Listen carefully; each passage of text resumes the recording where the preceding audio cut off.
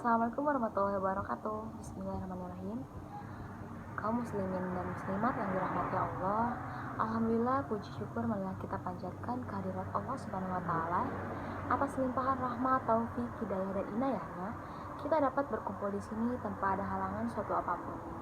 Nah, selanjutnya saya akan mengajak teman-teman semua untuk senantiasa berdoa kepada Allah agar melimpahkan setinggi-tingginya penghargaan dan penghormatan yang biasa kita kenal dengan istilah salawat dan salam sejahtera kepada pimpinan kita bersama, teladan kita bersama yakni Nabi besar Muhammad SAW. Dan kita berdoa kepada Allah semoga kita hadir di sini bisa berkumpul bersama Rasulullah dan para sahabatnya di hari kiamat nanti. Amin ya rabbal alamin. Nah, kultum yang saya akan sampaikan pada kesempatan kali ini adalah pandai bersyukur. Hadirin yang dirahmati Allah, kita mengetahui bahwa Allah itu maha besar, sementara kita yang diciptakannya adalah sangat kecil. Kita hina dan tak punya daya apapun, tak punya kekuatan sedikit pun kecuali karena kebesaran dan kekuatan dari Allah Subhanahu wa taala. Oleh karena itu, mari kita perbanyak bersyukur kepada Allah Subhanahu wa taala. Allah Subhanahu wa taala berfirman dalam surat Al-Baqarah ayat 185 yang berarti, dan hendaknya bertakbir atas anugerah yang telah Allah berikan. Semoga kalian menjadi hamba yang bersyukur. Nah, bersyukur itu sendiri adalah suatu bentuk sikap yang direkomendasikan oleh Allah dan nabi-nabinya ketika seorang muslim yang beriman diberi kesenangan, kenikmatan, dan semacamnya. Karena dengan bersyukur, kita bisa jadi kesenangan, kenikmatan yang diberikan oleh Allah akan bertambah.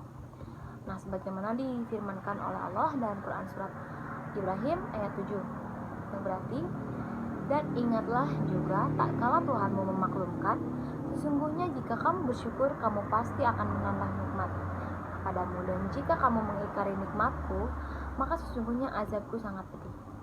Nah, syukur itu merupakan suatu perbuatan hati yang akan menarik seseorang kepada rasa damai, tentram, dan bahagia.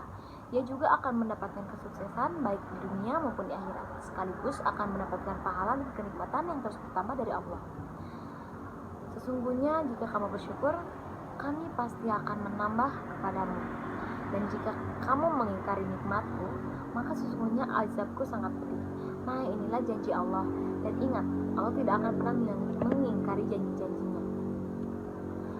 Sebaliknya, jika kita ditimpa kemusibahan atau susah, jangan sampai berputus asa, apalagi sampai bunuh diri. Subhanallah.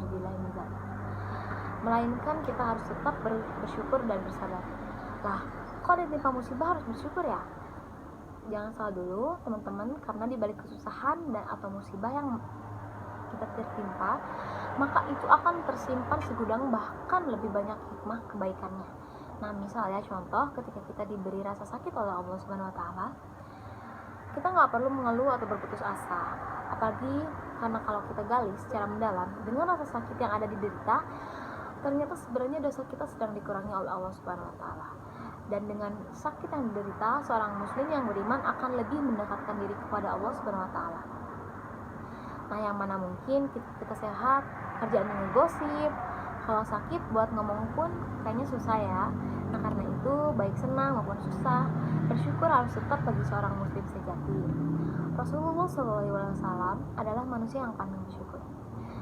Suatu ketika beliau pernah ditanya oleh Bilal, apakah yang menyebabkan baginda menangis? Padahal Allah telah mengampuni dosa-dosa baginda, baik yang dahulu maupun yang akan datang. Kemudian beliau menjawab, tidaklah engkau suka aku menjadi seorang yang hamba yang bersyukur? Dan memang kita harus siap dalam setiap kondisi, seperti yang telah disampaikan oleh sahabat Umar bin Khattab, kaulah sabar yang baik dan syukur itu ibarat 2 ekor unta, maka aku tidak peduli unta mana yang aku kendarai. Nah, marilah kita tutup kultum singkat ini dengan berdoa bersama-sama. Bismillahirrahmanirrahim. Ya Allah, jadikanlah hari ini menjadi hari ampunan bagi segala dosa kami. Ya Allah, sucikanlah kami dari dosa-dosa dan bersihkanlah diri kami dari segala perbuatan tercela. Tanamkanlah ketakwaan di dalam hati kami. Hiasilah diri kami dengan kesabaran dan kesucian. Rabbana atina fid dunya hasanah wa fil akhirati hasanah